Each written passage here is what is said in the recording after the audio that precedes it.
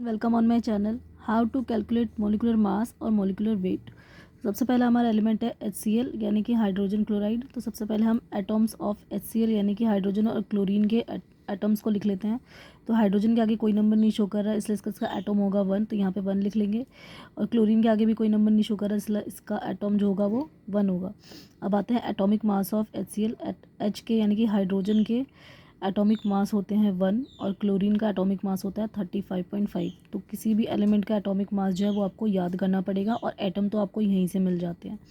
आगे अब इसका मॉलिक्यूलर मास निकालने के लिए हम क्या करेंगे कि जैसे कि सबसे पहले है हाइड्रोजन। तो हाइड्रोजन का जो एटम है और उसका जो एटॉमिक मास है उसको मल्टीप्लाई कर लेंगे, यानी कि 1 को मल्टीप्लाई करेंगे 1 से, फिर प्लस लगा देंगे। उसके बाद जो अगला नंबर है क्लोरीन, क्लोरीन का एटम जो है वो 1 है और उसका एटॉमिक मास है 35.5। तो 1 और 35.5 को मल्टीप्लाई कर देंगे, 1 को 35.5 से मल्टीप्लाई करेंगे तो आ जाएगा 1 1 जा 1 और प्लस में 35.5 लिख देंगे। उसके बाद दोनों को ऐड कर देंगे तो आंसर आ जाएगा 36.5 यूनिट।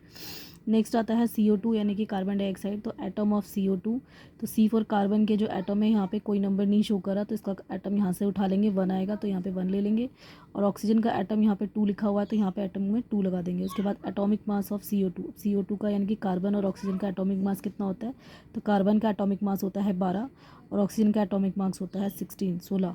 ये आपको याद करना पड़ेगा। नेक्स्ट है मॉलिकुलर मास ऑफ CO2 का मॉलिकुलर मास निकालने के लिए हम क्या करेंगे कि सबसे पहले कार्बन का जो एटम है और उसका जो एटॉमिक मास है इन दोनों को मल्टीप्लाई कर देंगे, यानी कि 1 को मल्टीप्लाई करेंगे 12 से, फिर प्लस जो ऑक्सीजन का जो एटम है 2 और ऑक्सीजन का जो एटॉमिक मास है 16, इन दोनों को मल्टीप्लाई कर लेंगे, यानी कि 2 को गुणा करेंगे 16 से तो आ जाएगा 12 एकम 12 प्लस 16 दूनी 32। अब इसको जोड़ देंगे तो आ जाएगा 44 यूनिट।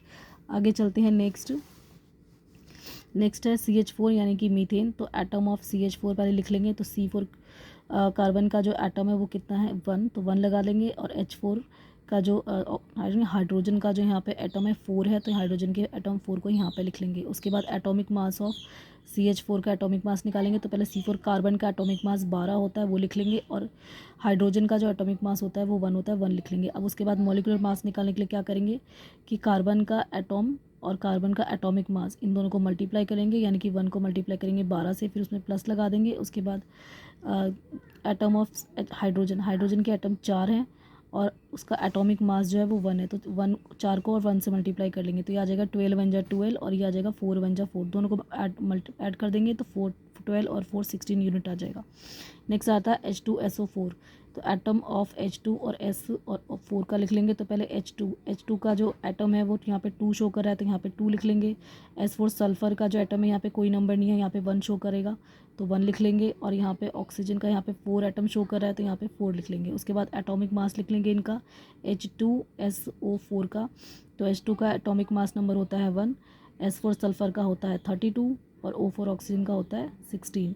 अब इसका मॉलिक्यूलर मास निकालने के लिए क्या करेंगे, सबसे पहले जो हाइड्रोजन दिया हुआ है हाइड्रोजन का जो एटम है 2 उसको उसके एटॉमिक मास यानी कि 1 से मल्टीप्लाई कर देंगे तो 2 1 जा 2 हो जाएगा। इसी तरीके से S4 सल्फर का जो 1 इसका एटम है 1 और इसका एटॉमिक मास है 32, 1 और 32 को मल्टीप्लाई कर लेंगे। उसके बाद O4 ऑक्सीजन का एटम है 4 और उसका जो एटॉमिक मास है 16, इन दोनों को मल्टीप्लाई कर लेंगे तो इनको फिर मल्टीप्लाई कर लेते हैं 2 1 जा 2 32 1 जा 32 और 16 4 जा 64, फिर इनको तीनों को ऐड कर लेंगे तो इसका आंसर आ जाएगा 98 यूनिट। ठीक है, चलते हैं नेक्स्ट क्वेश्चन की तरफ। अब इसका नेक्स्ट क्वेश्चन है C6H12O6। तो इसका एटम निकालेंगे। सबसे पहले C4 कार्बन का यहाँ पे कितने एटम शो कर रहे हैं 6, तो यहाँ पे 6 लिख लेंगे। हाइड्रोजन के यहाँ पे 12 एटम शो कर रहे हैं तो यहाँ पे 12 लिख लेंगे। ऑक्सीजन के यहाँ पे 6 एटम शो कर रहे हैं तो यहाँ पे 6 लिख लेंगे। अब उसके बाद इसका एटॉमिक मास क्या होता है, तो कार्बन का एटॉमिक मास 12 होता है। किसी भी एलिमेंट के एटॉमिक मास को आपको याद करना पड़ेगा, उसके लिए मैंने टेबल बना रखी है, आप उसको वीडियो में जाके देख सकते हैं। नेक्स्ट है हाइड्रोजन का जो एटॉमिक मास होता है 1 और ऑक्सीजन का एटॉमिक मास होता है 16। अब इसको लिख लिया हमने। अब इसका मॉलिक्यूलर मास निकालने के लिए क्या करेंगे, सबसे पहले कार्बन पे आते हैं। तो कार्बन का एटम 6 है, और उसका एटॉमिक मास 12 है तो 6 को मल्टीप्लाई कर लेंगे 12 से।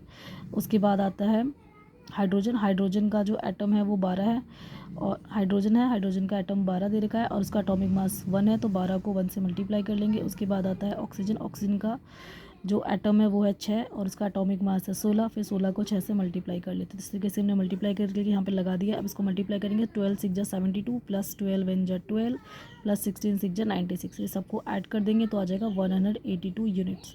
तो आई होप मेरी जो वीडियो है आपको बहुत पसंद आई होगी। आपको ऐसे नए नए वीडियो रोज़ मिलते रहेंगे।